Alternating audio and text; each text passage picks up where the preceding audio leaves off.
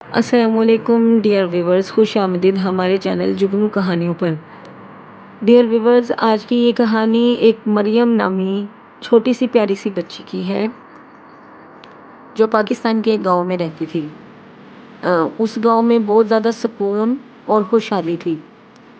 ہر طرف لوگ خوشحالی سے رہتے تھے اور ایک دوسرے سے ملتے ملاتے تھے۔ اسی طرح سے ڈیئر ویورز، اسی گاؤں میں ایک بہت بڑا پہاڑ تھا جس کا نام کوہ سیاہ تھا۔ گاؤں والوں کا ماننا تھا اس پہاڑ پر ایک جن رہتا ہے، اس لیے گاؤں والے اس پہاڑ کا نام لینے سے ڈرتے تھے۔ آہستہ آہستہ مریم بڑی ہوتی گئی اور گاؤں والوں نے مریم کو دیکھا۔ مریم کے گھر والوں نے مریم کی شادی طے کر دی۔ جیسے ہی مریم کی شادی طے کی، اسے ڈیلی ڈراؤنے خواب آتے تھے۔ وہ اپنے خواب میں دیکھتی تھی کہ کوئی اسے پکار رہا ہے اور مسلسل آواز دے رہا ہے کہ مریم تم میری ہو، مریم تم میری ہو۔ مریم اس آواز سے بہت زیادہ پریشان ہوتی اور جب اٹھتی تو گھبرائی ہوتی۔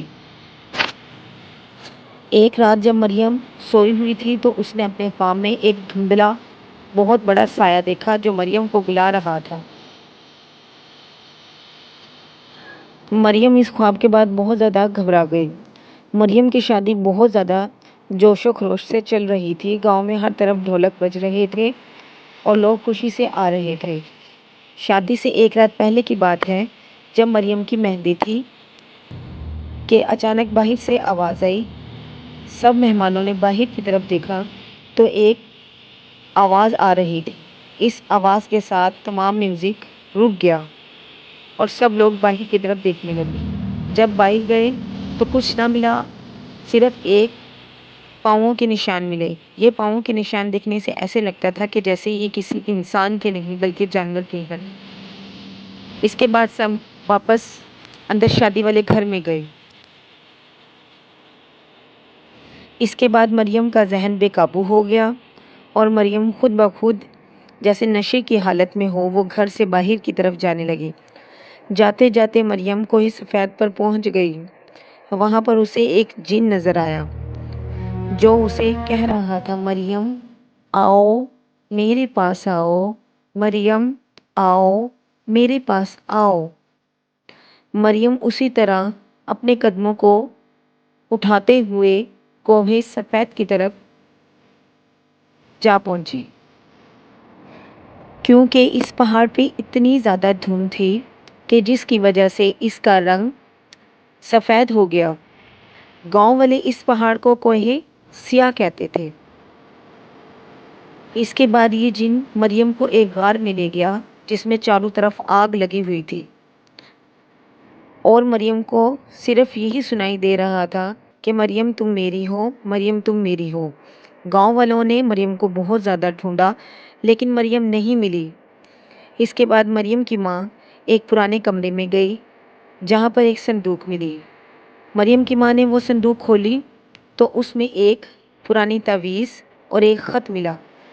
خط میں لکھا تھا کہ ایک پرانے ٹائم میں رئیس لوگ تھے جنہوں نے کوہ سیاہ کے جن سے وعدہ کیا تھا کہ وہ انہیں دولت دیں گے اور وہ بدلے میں انہیں لڑکیاں دیں گے۔ جن اس معاہدے پر ایگری ہوا۔ اس کے بعد ٹائم گزرتا گیا۔ ہر 10 سال بعد جن کو خاندانی لڑکی دی جاتی تھی، لیکن وقت گزرنے کے ساتھ ساتھ وہ بھول چکے تھے کہ وہ اپنے معاہدے سے پیچھے جا رہے ہیں۔ اس معاہدے میں لکھا تھا کہ اگر یہ خاندانی لوگ کسی صورت میں پیچھے ہوتے ہیں تو جن خود بخود لڑکی کو لے جائے گا۔ خاندان والے یہ بھول چکے تھے کہ وہ اپنے وعدے سے پیچھے جا رہی ہیں۔ اسی وجہ سے اب اس خط میں نظر آ رہا ہے کہ جن خود بخود لڑکی کو لے جائے گا، کوئی لے کر جائے یا نہ جائے۔ اس کے بعد ہوا کیا کہ مریم کا منگیتر کوہ سیاہ پر کچھ اپنے ساتھیوں کے ساتھ پہنچا۔ جیسے ہی وہ پہاڑ پر پہنچا تو وہ غار میں داخل ہوا۔ غار میں داخل ہونے کے بعد اس نے قرآن پاک کی تلاوت شروع کی۔ جیسے ہی اس نے تلاوت شروع کی تو زوردار آواز آنا شروع ہوئی، جن ختم ہونا شروع ہوا، پہاڑ پھٹنا شروع ہوا اور سب کچھ ختم ہو گیا۔ اس کے ساتھ اگلی صبح مریم بے ہوشی کی حالت میں زمین پر پڑی تھی۔ اسے کچھ نہ یاد تھا کہ کوہ سیاہ کیا تھا کیا نہ تھا۔ اس کے بعد مریم کو گھر لے جایا گیا لیکن اسے اچھے سے ہوش نہ آیا۔ وقت گزرتا گیا اور مریم کو صحیح حالت میں لانے کے لیے گاؤں والوں نے بہت زیادہ محنت کی۔ اس کے بعد مریم کی شادی کی گئی اور وہ خوشحالی کی طرف بڑھنے لگی۔